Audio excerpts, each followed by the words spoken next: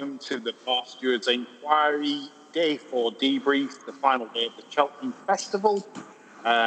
It's an extended show this evening. We've got also a preview for tomorrow's race against and Tempted live on ITV4. I'm Lee Keys of systembet.co.uk, and as always, my partner in crime is John Leng of John Joe's Blogspot on Facebook.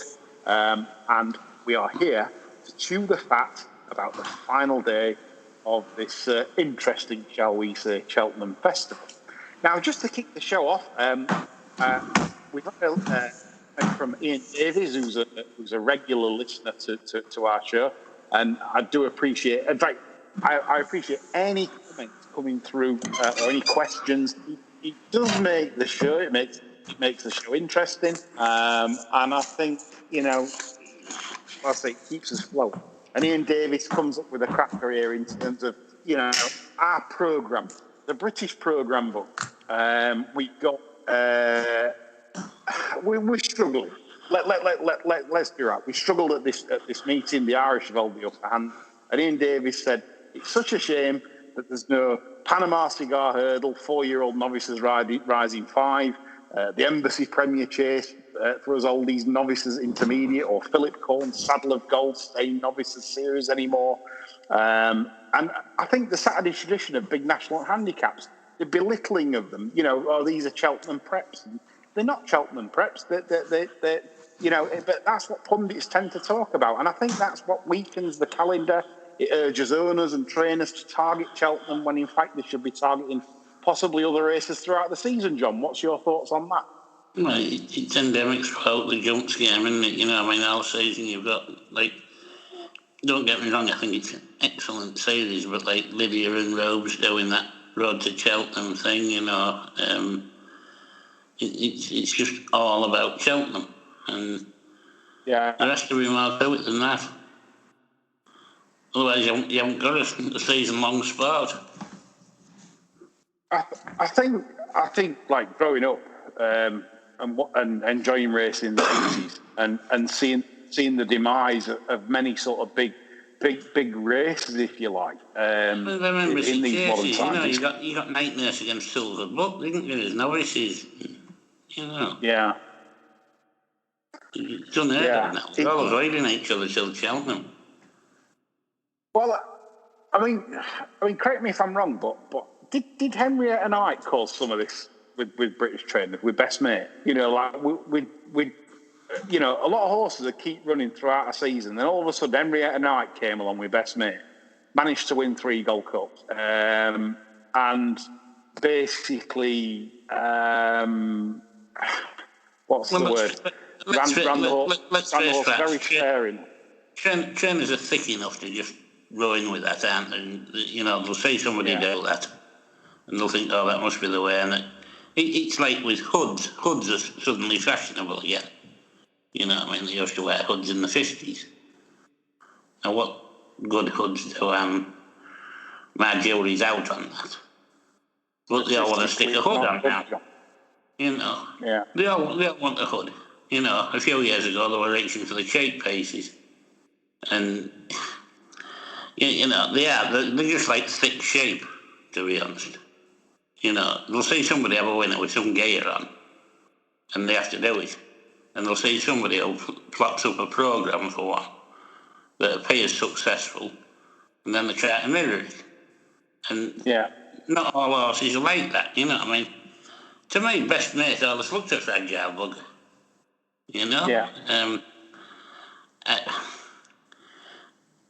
for me, he was quite light of bone, not the type of chaser that would take a lot of racing. And fair enough, I wish I campaigned that. But you look at some of these big raw chasing types like Pumpkinhead, hasn't people like that, You want to be getting stuck into them and getting some seasoning on them, Yeah. I think that's it, like you say, it's also for courses, isn't it? If an horse is able to take runs, and then keep doing it.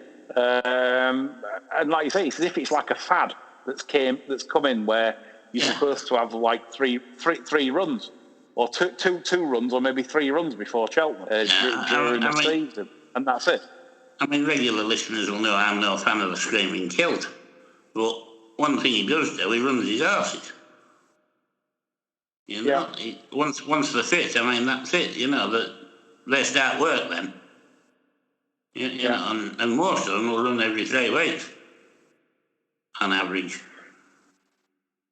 I mean, we hear a lot about sort of racecourse schooling, and we've had Altior away today for a gallop.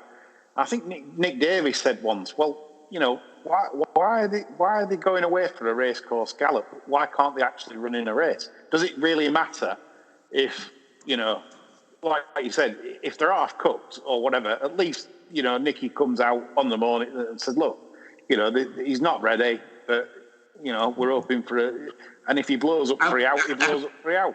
I think the problem with that, Lee, is however well-intentioned that advice might be, say Hendo goes on the telly or the wireless, whatever, and says, Altior's 75% ready for this. We're not expecting great things. Chances are we might even have to pull up toe out. Then he goes and wins. Hendo's put everybody away, hasn't he? No matter how well intentioned his advice was. I can see that, but again, we're going back to when I were a lad, and you know, like seeing horses out regular throughout a national season was a privilege. I accept that the game's a tough game, tough on the tendons. It's tough in terms of, you know, keeping them sound because it is such a tough sport. As in, you know, you're gonna get horses feeling niggles and what like. But you know, I mean, compare your 2 multiple Grand National winners. You got Red Rum and you've got Tiger Roll. Yeah. So Tiger Roll is in bubble wrap 3/4 of the year.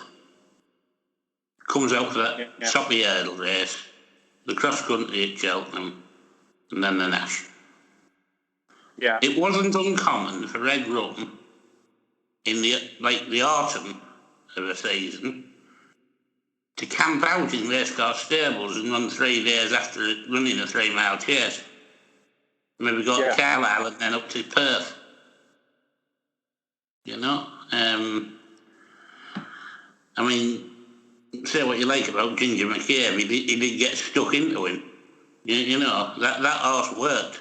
You know, and McCain in his later years talked about just ticking him over. Well, no, I'm sorry, that horse had some serious work, especially in the autumns when the season started, because he was turned out all summer. And if he hadn't, they'd never have got the fat off him on the beach. Yeah. You know? It's interesting to hear. I mean, like you said, different training techniques and patterns over time. But I do fear for the Cheltenham Festival. I think most judges are cottoning on to the fact now that you can't really beat the Irish at the moment, and whether that's down to medication or whether that's down to just sheer standard of horse in terms of. I mean, we've already accepted on some of these debriefs that they have the best stock. Yeah, absolutely. Never disputed that. You know, whatever it's down to, what our trainers are trying to piddle into a fast 10, aren't they? Well, they've absolutely no chance. And that can't. I mean, it's all right. The Irish turn saying, "Well, it was different when you were dominating back in 1945." You know, I mean, but you know, I mean, let's face facts. Since 2016, like it's really took hold, where Ireland are expected to get a minimum of 15 winners at a festival. They've been getting 17, 19. And now they've broke records and basically 23. So I think 23 Sarah. I thought they played the rugby a day early. It's like Ireland versus Italy. I mean, it's no, that's not good. that finishes the preview night gravy train for media. I mean, what's like Matt Chapman going to do and all idiots on Media Express? You know, I mean, how do you sell it? You know, is it an Irish gypsy fair on the Cotswolds every March, or is it you know, genuine competitive sport between all trainers across all lands? Until the festival's on top of you. You run-of-the-mill pundits who do these preview nights, your Matt Chapman's et al. They can't tell you anything about your potential handicap winners at Cheltenham. Not until they're getting stuck into the boat the night before. So all your preview nights are going to consist of is, for example, this year it'd have been, we've got Envoy Allen, we've got Monkfish, we've got this, you know, wow, you know. Tell us something we don't know, you know, and there's your tenner for me ticket. You know, thank God I've only had a blackcurrant and water, otherwise it's an expensive night. Yeah. You know, to hear the blaming obvious. I think whatever's happened this year, like I said, it's open to debate. You know, you've heard my thoughts. You don't really need to hear them again if you've heard the first three shows. But as I said, whatever the reasons, it's a problem, and I cannot see next year's festival. I mean, even if crowds are back, I cannot see next year's festival like getting the momentum it had before. This year's has been an absolute disappointment. I think it's a disaster for the sport because the British just aren't competitive. Now, some Irish listeners will say, well, that's just sour grapes. That's just, you know, if you had 25 winners, would you be that bothered? Yes, I would, because I want to see competitive sport. It's what makes it you know, no one wants to see like a football team turning up winning 6-0 or you know, it's just it has no interest. You know, like unless you're backing Irish runners, it's a waste of time. Pretty much. You think the fourth day has been a factor as well, like? Sorry, say that again, John. Do you think the fourth day has been a factor as well? You know, like Envoy Allen would have rather had to go Arkle against Monkfish, wouldn't he? You know, I think it dilutes it. I mean, another thing, like I said, there's no wonder bookmakers are just shortening everything, because it certainly made it a more favourite-friendly meeting. Because obviously, you've got like decisions now have to be made. You can have multiple entries and just think, right, well, we'll see which it's going to be potentially softest target. When in the 3-day meeting with less choice, you basically... You knew where you were going and you were hoping they didn't turn up. That's it. Yeah, you were hoping they had a niggle or a strain or wasn't quite right, and that's it. And that's why you dilute the competitive nature of it.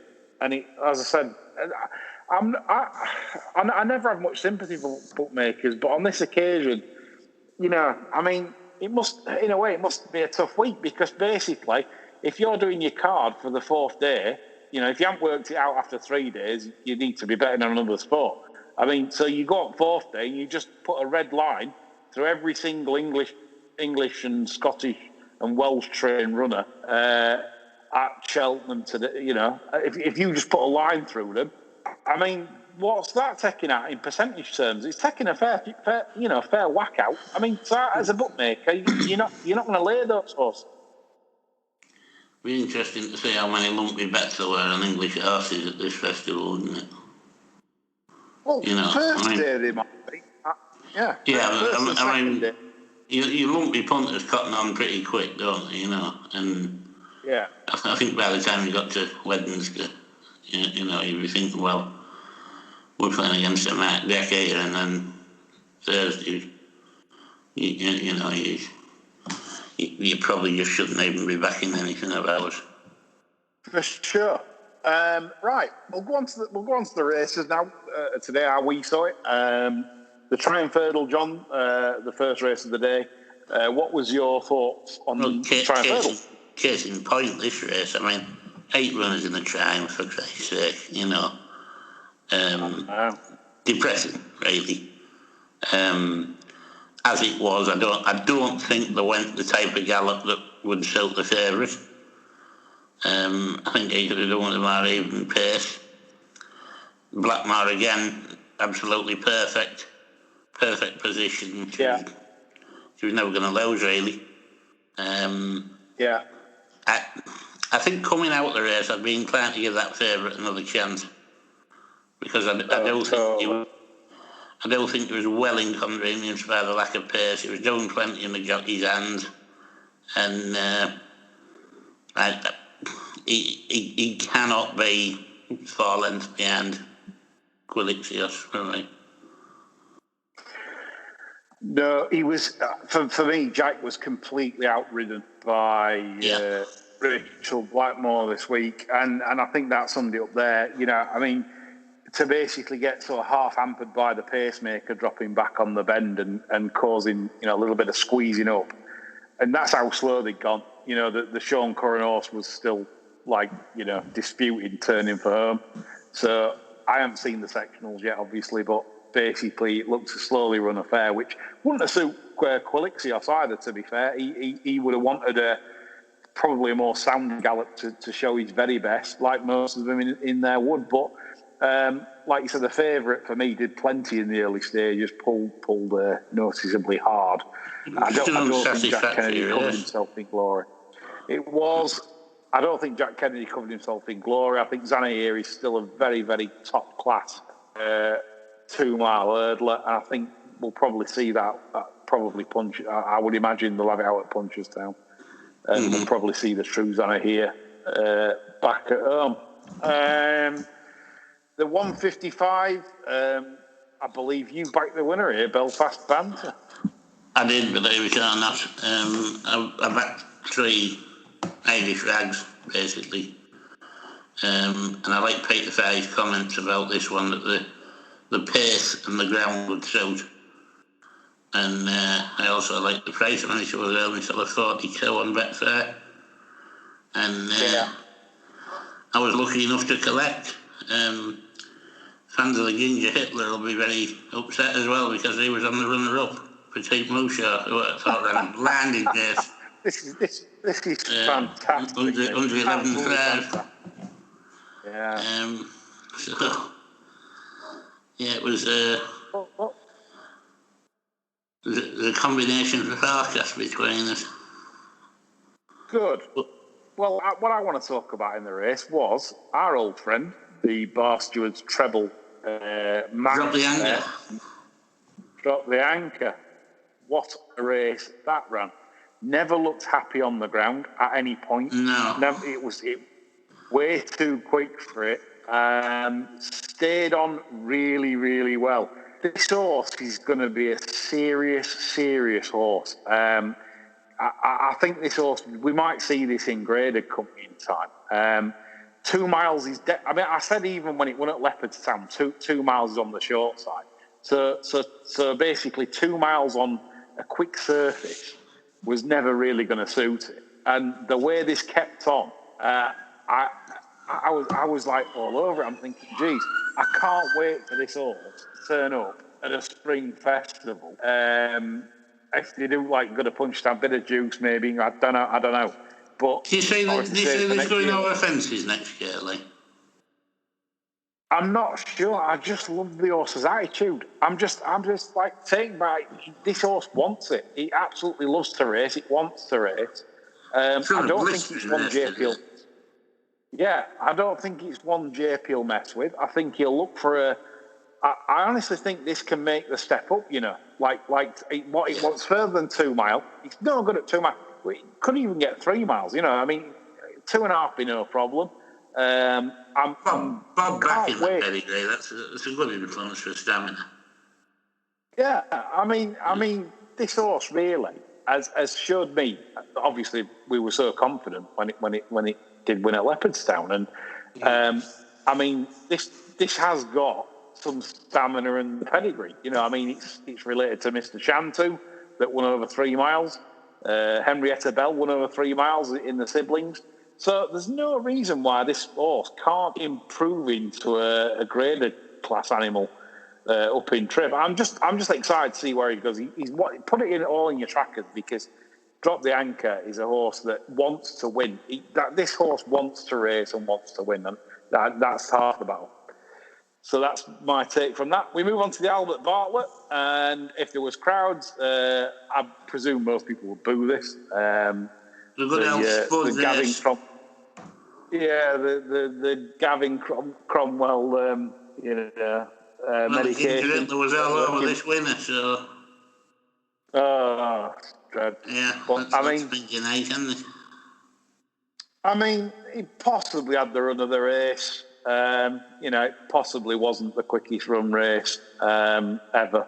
And yeah, it's quick and clear, impressively, won 11 lengths. Fair play to Connections. Nothing else to say, really. I don't know what I think on it, but I'm not going to bore everyone episode after episode. Any extras to add on that? I was still interested in N'Golo, actually. I thought, I was very surprised where they lined up with him in the front rank. And I thought it was always doing so much. And I think, given a different set of circumstances, different ride, I think he can get 3 mile. And he's not one to give up on. Yeah. The best of the British in that were 5th, Alaphilippe of Fergal O'Brien, beaten 15 lengths. Sorry, Fergal. You'll have to wait a while for your Cheltenham Festival winner. About 4 years. We go on to the Gold Cup, another Irish 1, 2, 3. John, any view here? I was a little bit devastated that Rachel didn't manage to get a float out to the front. That was me second leg of me big each-way lucky system. Oh, yeah. One of them things, Minella Indo, I pretty much wrote it off after the last run. I thought, he's not as good as I thought, and then I thought Champ technically outstayed him in the Sun Lions.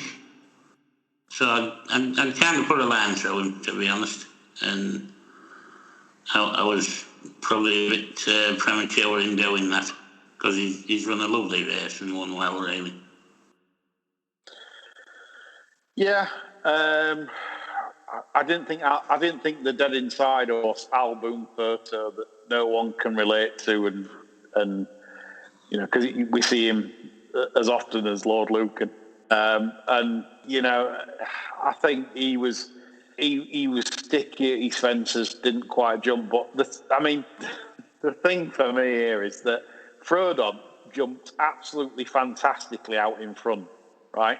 Was beaten 35 lengths. That's a King George winner right there. 35 lengths. So there you go. So no more on that bit. R.E. Champ that was pulled up early.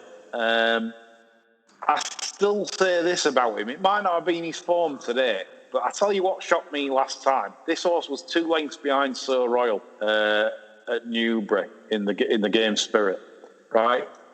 The difference was for me, I thought he was a better jumper and a different horse when he allowed his head to go in front. I just wonder if I know it's like daft criticism. It's a horse that's won 9 races, held up, but he just seemed happy at Newbury. He seemed a happy horse. It was a great reappearance, and then today they go back to type, which was riding him in the rear, where he's always had jumping problems. And what did he do? First couple of fences, it looked like he'd never seen a fence. Yeah. So if that was mine, I know it sounds ridiculous, but if that were mine next season, I'd be looking at the early 2 mile races and going from the front and starting from scratch and seeing where we are. You'll also be taking it off Nicky as well, though, wouldn't you? Because you just wouldn't get on, really, would you? No. But I don't know. We'd probably have some really good gin discussions, but with gin connoisseurs, the pair. Well, the thing. Nicky will have started his gin selection before they've completed the circuit in the Gold Cup this year, won't he? Yeah. But for those of you that say Champ can't jump, I know, but I've seen it on Twitter today. People said Champ cannot jump, right? All right. Well, what's the game spirit like? He jumps out. Yeah. Watch the game Spirit back and tell me that Champ can't jump. Oh, you can. There's something maybe you just don't like being held up. Maybe they'll try something different. I don't know, but he just didn't seem happy after 1 or 2 today, and maybe that was him sulking, saying, "Well, I enjoyed it out from last time, and now you've stuck me out back again." I always think put yourself in the position of the horse, and I think if you're running in a bunch, right tight on the rail at the back, with fences coming up, and you're not getting a clear view of them, I don't think there's anywhere worse you can sit, to be honest. I wouldn't like it. You've got as a horse, you've got to have your eyes on 2 things: what the horse in front's doing, otherwise you're going to run into the back of them or whatever, and your own stride. Now, maybe horse just enjoyed it, Newbury, just being able to just concentrate on his stride and when to take off. And I said, it's like Mark Johnston. Everything he trains is from the front, and it's like there'll be some horses trained by Mark Johnston that probably need holding up, but he'll never know because it's blast off. So that's it. That's what you could just go fence to fence with Champ, couldn't you? And sorry, driving like crisp. Yeah.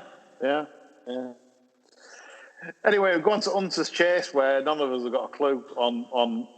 But British Racing's in trouble, and for the Alhampton Massive, Will Biddick. Well, it's like what I'd say to anyone giving me grief. French import only had the 2 runs. French import. Paul Bay got from France, ran a good race, second to Samatigal at Wincanton. But I'm not sure. I'm not sure it's British. The Fox Hunters is turning into one of them races now where a lot of fancy horses running inexplicably badly, and something comes up out the ground out of nowhere and wins. Yeah. I kind of long for the days of Ellie Ogety and Spartan Missile where you could just have your 50 quid at tilt to 1 and go and have a drink while it was on, Spartan Missile. Ooh, them were the days. It was easy. Blast from the past there. Yeah. I mean, Billaway would have been a sickener for most punters. Obviously, everyone following the Irish. Billaway's there, jumping the last with some, Will Biddick train, Lorcan Williams, like I'm thinking, well, we've got this. The juice will kick in. No. It was pain, punter's pain. And I felt the pain. I lost a few quid on that. I'll confess, I had Billaway in running. I kept topping up, and I had the pain. The rod of pain. Yeah. We move on to the Mayor's Chase. Another tight finish. Battle of the Irish all the way to the line. John, did you have a bet in this? Or I had Ellie May in the infamous Lucky 15 at 2-1. And to be honest with you, I never thought at any stage you were going to get past Colravy. So I didn't really get very excited at all. No, I thought. I mean, a lot of people. I didn't think he moved great, actually. I didn't think he moved great. He was scratching a bit, I mean, while she's a lovely grey and stuff, she's never took my eye in terms. She's never been the biggest, and I've never been that taken by her. But as I said, I thought she got a little bit outfought today by Colravy. I thought you knew after the last that Colravy were going to fight and fight harder than she were going to fight. So, fair play. But again, dominated by the Irish. We move on to the final race, thank God. The Martin Pipe Conditional Handicap Hurdle. More pain for me as I backed the Gavin Cromwell Dukes barn, and that got brought down at the first. So more cheers for listeners there. I think it would have won, but it was going as well as anything at the time. Exactly. There was enough in there to win by 10. But anyway, I tell you what, in the finish, John, I really did feel for Dan Skelton because Yeah. That's the one I want. Even though they were very evil at Market Raisin, and what Bridget did at Market Raisin was worthy of a 40-day ban. I still, on what's gone off this week, I was cheering Langadan on as a neutral. Yeah, I'm thinking, come on, over all this, come on, get a win on the board for Skelton. You know, and it kept rolling. Did the Irish horse, which was disappointing. I did want Langadan to win that. Did you have a bet in that? I backed Alistair Picton's fifth at 99-1. Did you get paid on the places? I didn't back place. I backed it win. Look at that. That's confidence here from our inform. Inform, by the way, John. Like, he's done better than me this week, I'll tell you. But yeah, that's wrapping up Cheltenham. As I said, I'm not going to drone on about Cheltenham now. Made my point. Well, the good thing is the flat season and everything that goes with it comes in on the tail of the last horse in the mountain pipe, doesn't it? For sure. For sure. And before we get on to our Uttoxeter and Kempton fancies for tomorrow, I'd like to announce that there will be no Sunday sermon this week, a break for me and John. We've been busy this week, and I'm sure you've had enough of us, like me and John have had enough of each other. So we're back on Friday with a special Lincoln show, which will preview the premiere opening of the flat season. Me and John are very excited because we're more flat men, if we're honest. And following that, there'll be a Sunday sermon special 2 days after, where me and John will discuss our best horses to follow for the coming flat season. That'll include Guineas fancies, Derby horses, horses that we might expect to see in Cravens, Greenhams, whatever. But me and John will be definitely giving you some pointers, and that is a show not to miss. So that is a week on Sunday. Some very, very dark ones there, won't there? Yes. A Sunday sermon flat preview special, which again you can't miss. These are specials, and so that's a week on Sunday for you to enjoy. Right, we move on to tomorrow's action because I think you need some winners. I need some winners. I don't know about you, but I think tomorrow we can get there as well because I do like some of the races tomorrow. So we're going to start off. We're going to do the TV races. And we're going to start off with the 205 at Kempton, which is on ITV4. Dukarov is the 100 to 30 favourite for the Virgin Bet Novices Limited Handicap Chase. Any view in this, John? The one I was inclined to give another chance to was Zoffy. Maybe judging mistake last time I was at Donny. I think it was about the 7th fence. It was going all right at the time. Unsurprisingly, it had Dicky up. Tom O'Brien takes over here. I'd expect this one not to make as many mistakes as it made for Dicky at Donny. Prior to Donny, I thought it had a fairly upwardly mobile look about it. And I think to small money, you can have a bit on this to get back on track. Well, Decky off and Tom O'Brien on is certainly I'll take that as a positive. note of interest. Yeah. What I would say as well, to back up John's selection, is obviously the ground, which will ride on the good side. Could even be quick now in Kempton. And Zoffy will certainly enjoy that. I've no selection. Proper slicey, Johnny. Yeah. I'm happy to row him with John on his selection there.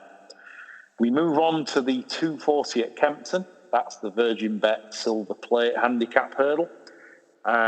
Leading the market at the moment is Nightboat to Cliro at 3-1, trained by Samuel Drinkwater. John, did you have any view in this race? I had a look at the race and I spotted my old mate son of Camas. I say they've abandoned the chasing experiment for the time being. it looks like it's been an out-and-out failure over fences, but I mean, last time was awful placing. It had absolutely zero chance. I think I mentioned to you, I said, why is he running that? It was about £19 wrong with everything. Plus, this is the best ground in the race gone since his wind-up. I'm definitely running out of patience with the horse, but I am curious to see how it gets on tomorrow. I honestly couldn't say if I'm going to back it or not, but I am interested in seeing how it gets on. Shall I tell you who would love? There's a listener called Michael Toms that follows us on Twitter. He will love one of the Sullivan bloodstock horses, former Willie Mullins. The Juice. They've not done well since moving. He will love one of these to win, just to shove it right up my crack pipe. He'll give it me tomorrow if one of them wins. But I've got a saving grace here, and I've got a fairly strong bet here in Nightbird to Clyro. The odds are getting constricted. It was 9-2 putting on the tissue, 3-1 now. I think I'm looking at the odds. Kind of a bit boring, but I mean, this horse is just getting better and better. Left the death camp of David Dennis. The horse has landed a hat trick. The £6 rise for beating one of Dan Skelton's at Wetherby. That was a good run. The pair were 19 lengths clear of a reliable yardstick in Mia Grace. She is a reliable yardstick, and I think £6 is pretty lenient. And I think this horse can land the 4-time. I think he's in such good form that I think he can win. But as I said, price is key. It's getting skinny now. 3-1. I'm less enthusiastic than I was at 9-2, but it's worth bearing in mind. We move on to the 3:15, the Virgin Bet Handicap Chase. Falco Blitz is leading the market, I think, around the 3-1 mark. Nicky Henderson not having the best of seasons, but he's got the favourite here. John, any views? I thought his horses ran a bit better this week, to be honest, on average. I mean, he ran plenty of horses with very little chance that ran all right, and he might be over whatever ailed him. This particular race, the one that interested me, again, I don't know if I'm going to back it or not. It's early days. I've been concentrating on Cheltenham, and I haven't really got a price in my head at the minute. Domaine Delisle. I don't think this is shaped too badly on what I think personally hasn't been suitable ground. The soft ground certainly exposed a wind infirmity. Now, hopefully that's been corrected. And I think we might get an improved performance here. But as I say, I haven't really done my sums and say what sort of price I want to be taking or anything. And currently around 14-1, John. Yeah. Probably small stakes for me, to be honest. Interesting runner. Like it's a first time wind up. Good conditional booked in Kevin Brogan, 5-0 off your back. I think that's a real positive. Right, for me, Smarty Wild in this race has been given some dreadful rides by Decky Johnson this year. I would say this horse has been ridden awfully by Richard Johnson. In fact, even when he beat Pistol Whipped, he didn't get a good ride. He didn't jump particularly well. He didn't get it fluent. It was exacerbated by the Warwick ride last time that Decky gave it. Held up last. Never got in a rhythm. Still, got within the principle. Only got beat 6 lengths. If Tom O'Brien gets this horse in a rhythm, it will make mincemeat of 136 against these. I mean, I don't think 4-1 for me is worth it. That's 20%. So we're saying 1 in 5. Is this horse going to get 1 in 5 right? Well, yes, it will win more than 1 in 5 because if it gets it right more than 1 in 5. I mean, I would say this horse is a very, very good bet, 4-1. I think there's mileage in it at 136. The way it beat Pistol Whipped, I know Pistol Whip come there cruising, but it fought it off no problem. I think that's decent form. in the standard of this, John, you like pistol whips, and and in the term in the contrast with these, I thought Smarty Wild was a pretty good bet. So I'm putting Smarty Wild up. John goes for the interesting Domain de Lille at prices. Good conditional wind up for John. For 18 to 1, I've just seen now flash up for Domain de Lille. So even better. It might drag John in. I think if the price is right, come on down. Leslie Crowder says, "Come on down." Right, we move to your Toxeter for our final preview bits for this show. This is Tree Trunk's track, and if you want to know who Tree Trunk is, go to John Joe's blogspot.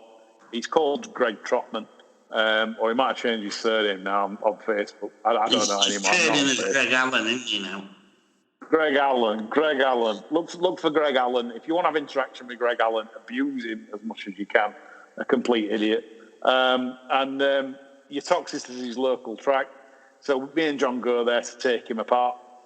And the 150 is the Marston's Brewery Handicap Hurdle over 2 miles, 7.5 furlongs. Current favourite is Theme Tune, a progressive handicap hurdle by Fame and Glory, trained by John Joe O'Neill. John, have you any views in this?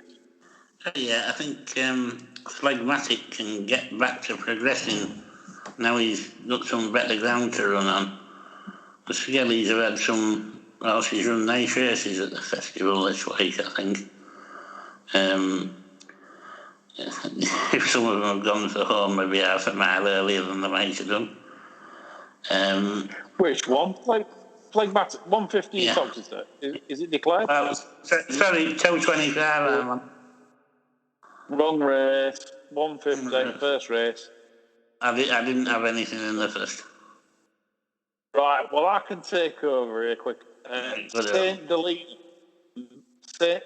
Delina, Charlie Longsdon. Again, I mean, I hate overnight rats. 10 to 1 this was. 11 to 2 now. Saint Delina, though, if I make the case, second to Mr. Harp, you talked to when an odds-on favourite. Mr. Harp obviously has franked that form in no uncertain terms. She ran a blinder, went fourth to Imperial Alcazar in the Big Warwick Handicap Hurdle, again behind Mr. Harp. It's a good effort. And last time, John, one of your angles here, held up at Ascot. Nothing got in it, but she did. She came from the back and finished third. And she's only £2 higher. 124 is workable. Got a great conditional in Tom Buckley, taking the 5 off. I think she's an each-way steal. What we like from the back of this place? Because she'll go over again. It's okay. Yeah, it's okay, but you'd like them to go a pace. But St. Delina I think it's an each-way steal tomorrow at your Toxes. Second race, John, and now you can go into your... Phlegmatic, basically, you haven't got any stable form to worry about. I think he's still got a bit up his sleeve in the 120s. I think we're on the premises anyway, Well, I mean, the Skelton yard this year have impressed me. I really wanted to have them, to get that festival winner. So I was disappointed they didn't. But I think with this horse, I think he's a bit on the day. I'm not. I know what you mean about his mark. He can certainly win off that. I've nothing better to add here, so I'm going to side with John on Phlegmatic because I've definitely nothing better here. My ammunition comes in the next 2 at your Toxeter, which we'll move on to. It's the 3 o'clock. It's the Burton Union and Handicap Hurdle. Dan Skelton again pops up here with the favourite 3 to 1. John, wild about Oscar.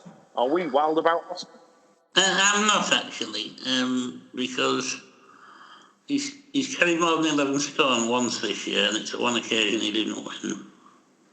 I'm thinking it might not be suited to weight carrying. He'd be better off getting weight off better horses. And I thought Gustavian, he's been back like he's been given this nice starting mark the last twice.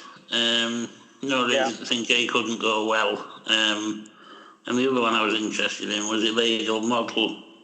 I think it's been found in 3 mile a bit taxing. I think dropping back to 2.5 is quite interesting, but I haven't been round up with 22.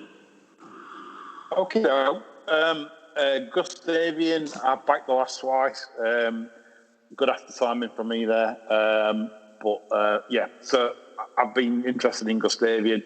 I think he's a good horse. I've got no problems with him winning off 135 either. I think he's competitive. Off that, can't put you off on that at all, but I'm going to say Wilder Out Oscar gets an asterisk from me. I honestly think I was so impressed by Wilder About Oscar, what he did to the useful mare, the Glancing Queen, Exeter.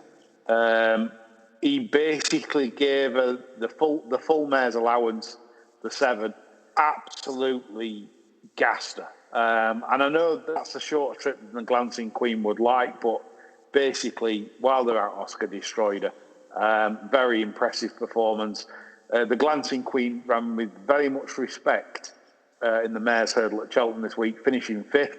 In fact, that was the best of the British runners in that. And, well, as I said, that's not to be shameful, is it? 11 lengths in the Mares' Hurdle. And this slammed it 7 and turns up in a Utopsy handicap hurdle. If you like a fav, if you like a fav at 3-1, I don't think there's anything wrong with that. I think it's solid.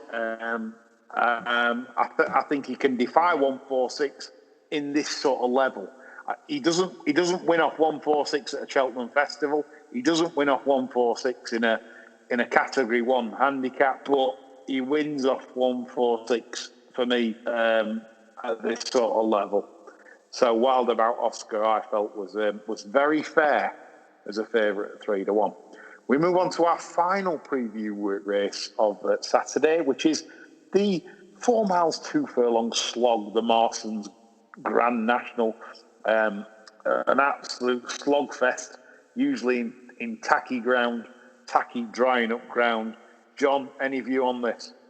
I think this will be run maybe on the best ground it's been run on since God's Dog was a pup, won't it? Really, because most years it's chest deep. I had 3 against the field that I'm still sort of kicking around in my head at the minute. I think Time to Get Up hasn't shown all his cards yet. The run the last day was a big improvement from the blatant not off previously. I don't think £8 is enough to stop progress. Definitely at the frame, that one. I thought Crossley Tender ran really well in the Arder. He got a lovely, quiet, sneaky ride into the race. And the trouble is, he might have left this race in the blood and feathers at Gosforth Park. Because that wasn't pretty at the end of the last 300 yards or so, It was a proper guts-out job, wasn't it? And the other one I liked, that I think probably been kept for this, was Captain Drake. I thought ran well in the Welsh National. And I can see that going well. Didn't Captain Drake run well in this last year? Yeah, it was second in it last year to Trucker's Lodge. I thought it rang a bell. Yeah.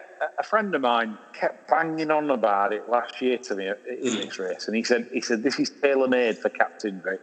And obviously he got well stuffed by Trucker's Lodge, but obviously it ran a good second. That's the thing. It's whatever shape you turn up in this, but I did like the Irish Challenger, Screaming Colours, for obvious reasons. Well, yeah. The Irish Challenger, he put up a blinding effort, and his best effort for me in the 3.5 miler at Punchestown. And I didn't really see any negatives there. I didn't think this was a world-class renewal. I felt that the level of the Irish form is certainly good enough to be there. I think he could even improve for a stamina sapping trip. He's been in good form all season, and he's off a handy weight. So I thought Screaming Colours would have a shout in this, John. So this could be 25 for Ireland then. Yeah, not only have they if we're carrying this on, they've ravaged and pillaged Cheltenham, the Irish gypsies, at the Cotswold Fair. They're now going to the potteries and to Tree Trunk Land to raid the Welsh National as well and take that home with them. Yeah. So anything at Wolverhampton tomorrow night. What? I mean, talk about taking the lot. The £120,000 prize is $67,500 of the winner. Anyway, so that's mine and John's selections. John, what would be your best then? Out of your TV selections, what would be your best? I'm sorry, I'm not going to give a best out of my TV selections. I'm going to give a nap for Sunday. Ooh, this is what we like. This is what we like. Sunday bet special. Yeah. We need a buzz. This horse has depressed me an enormous amount this week because it was to have been the back to lay of a lifetime in the Albert Bartlett today. But Mr. King has gone against my wishes and gone for a novice hurdle at Chepstow, the 205 S Perfecto. Now this ran the handicap hurdle at Newbury a few weeks back. And honest to God, if Alan Wicker travelled like this did, he would have got a shag in every country he visited.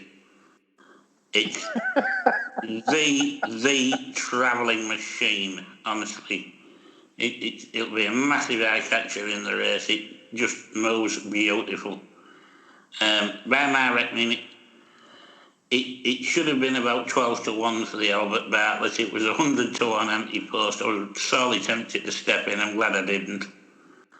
But I mean, for me, this was going to go sub 20 anyway. It was going to be 80 points for nothing.